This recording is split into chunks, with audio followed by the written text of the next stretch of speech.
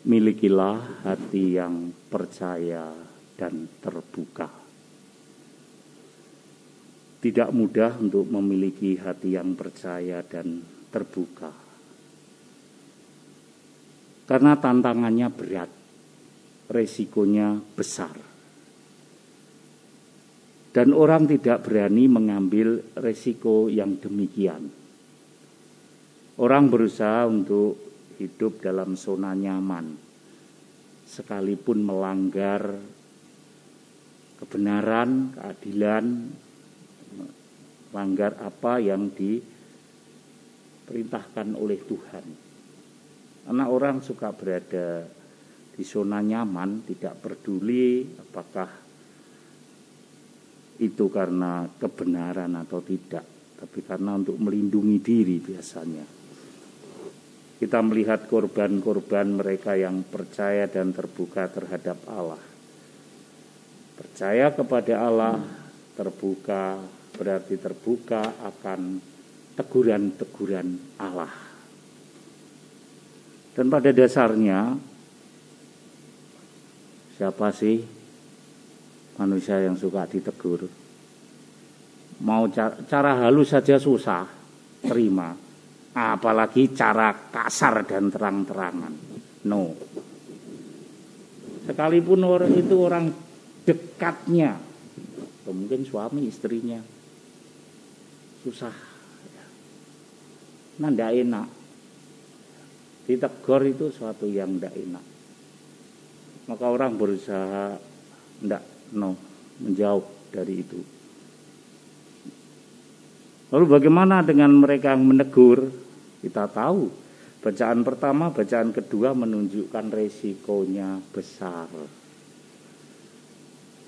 Nabi Yeremia mengatakan pada orang-orang Israel, Yahudi, suku Yehuda yang dipilih oleh Allah, yang marah bukan hanya rakyat, tapi yang marah justru siapa? Imam-imam dan juga nabi-nabi lainnya. Nah, tapi kok dipilih jadi nabi? Tuhan tuh mau pilih siapapun silahkan. Tapi hidupmu apakah menunjukkan suara Allah atau suara kenabian? Itu persoalannya. Maka nabi-nabi yang tidak menyuarakan suara kebenaran Allah, ya ditegur sama Tuhan sendiri lewat Nabi Yeremia. Wah, orang ini harus dibunuh ini. Ya, karena apa? Dia sudah merencanakan supaya rumah ibadat ini dan bangsa kita hancur. Siapa yang menghancurkan? Bukan Nabi Yeremia, Tuhan Allah sendiri. Kalau kamu meniadakan orang-orang yang benar, kata Tuhan, darah orang itu akan berteriak. Bagaimana dengan dua anak Adam dan Hawa, Kain dan Habil? Kakaknya yang sulung Kain membunuh Habil adiknya. Gara-gara persembahannya ditolak oleh Allah, si Kain, dia membunuh Habil. Dan ketika Allah datang, Kain, di mana adikmu Habil? Emang saya penjaganya dia. Padahal jelas-jelas dia membunuh. Lalu Tuhan mengatakan, kamu boleh mengatakan begitu, tapi suatu saat darah orang benar ini, darah Habil, akan berteriak. Dan itu akan mendatangkan celaka. Kalau kamu ditegur oleh firman Tuhan dan kamu tetap hidup dalam kejahatan, mungkin Anda bisa lepas dari orang yang Anda jahati. Tetapi Tuhan berkata apa? Aku akan menghukum mereka sendiri. Jangan main-main dengan kata-kata Tuhan. Kalau kau tetap hidup dalam kejahatanmu, aku yang akan menghukum sendiri. Kita mengira sudah lepas dari orang yang kita, ya bahasanya orang seberang sih, yang kita solimi. Apa itu solimi, aku tidak ngerti. Pokoknya orang yang ditindas macam itu. Aku sendiri yang akan menghukum. Bacaan Injil jelas-jelas mengatakan, tetapi orang itu akan dilindungi. Tapi dalam bacaan Injil, Yohanes juga mengatakan hal yang sama ketika menegur penguasa wilayah Raja Herodes berkaitan dengan Herodias karena dia mengambil istri dari adiknya Filipus, yaitu Herodias, dipaksa dikawin dengan dia. Tegur diingatkan oleh Yohanes, tidak halal engkau mengambil Herodias. Kalau Herodes ingin membunuhnya, dia takut pada orang banyak, dan akhirnya Herodias yang membujuk anaknya supaya meminta kepala Yohanes. Dan darah Yohanes berteriak. Dia tidak bisa tenang hidupnya Herodes. Diombang-ambingkan. Memang nasibnya berbeda. Baik Yeremia dengan Yohanes berbeda. Kalau Yeremia tadi, aku akan melindungi. Dan memang dilindungi.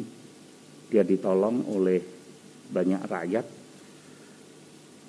dan mengatakan orang ini tidak pantas dihukum, apalagi dibunuh. Akhirnya Yeremia dilindungi oleh Ahikam bin Safan, sehingga ia tidak jadi diserahkan ke dalam tangan rakyat dan sekongkol-sekongkol mereka untuk dibunuh. Tuhan sendiri yang melepaskan. Sedangkan Yohanes berbeda nasibnya. Dia mati penggal. Ya memang Tuhan mengizinkan, mengapa? Kalau Yohanes tidak diizinkan Allah sendiri untuk dibunuh, kapan tampilnya Yesus?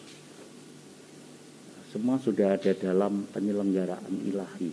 Tapi satu hal yang pasti adalah orang yang percaya dan terbuka hatinya pada kebenaran firman Allah, maka dia akan menyuarakan suara Allah. Dia akan menyuarakan suara kenabian. Suara kenabian adalah berani menanggung segala risiko. Itu konsekuensi dari seorang nabi. Apapun risikonya. Dia hanya terbuka menyerahkan diri kepada Allah saja. Maka hidupnya hanya didasarkan pada dua hal, yaitu pertama dia percaya akan kebenaran firman Allah, dan yang kedua dia hidup di dalam kebenaran. Dan sekurang-kurangnya dia harus suarakan. Pasti ada risiko dengan dunia ini. Maka kita pun karena baptisan, kita juga dikaruniai, yaitu imam, nabi, dan raja. Karena baptisan kita diangkat oleh Allah menjadi imam, nabi, dan raja. Dan sebabnya gereja membutuhkan nabi-nabi baru karena baptisan itu. Bukan karena imam. Semua orang yang sudah dibaptis, apapun kedudukannya di masyarakat, Allah mengangkat dia menjadi imam, nabi, dan raja. Apakah kita berani menyuarakan sekurang-kurangnya suara kebenaran Allah, suara kenabian yang karena baptisan mengharuskan kita untuk mengatakannya kepada dunia ini. Nabi-nabi dahulu luar biasa menyuarakan suara kebenaran Allah, suara kenabian.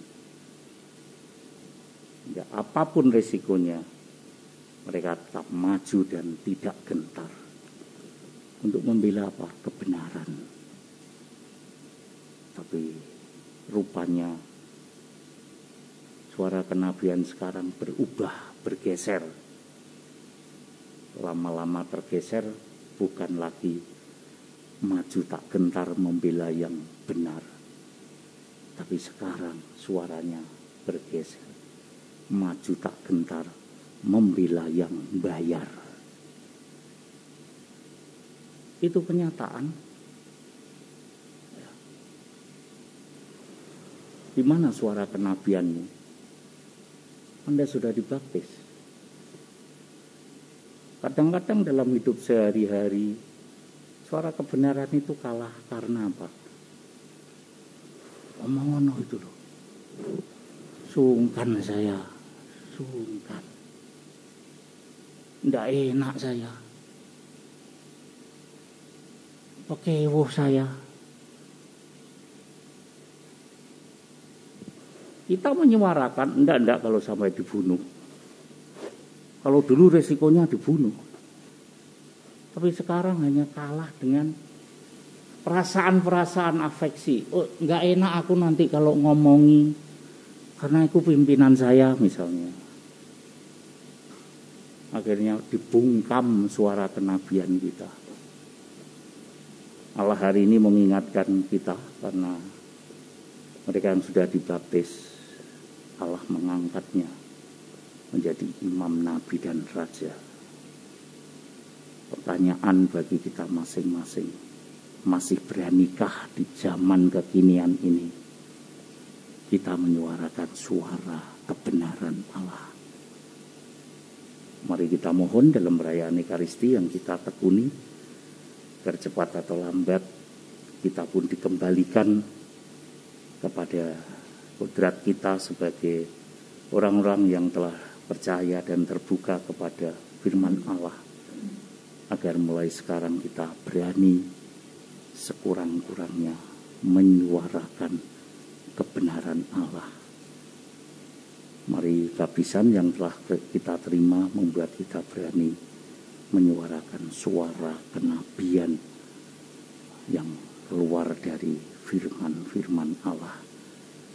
Maka marilah memiliki hati yang percaya kepada kebenaran itu dan terbuka terhadap teguran Allah. Tuhan memberkati kita. Amin.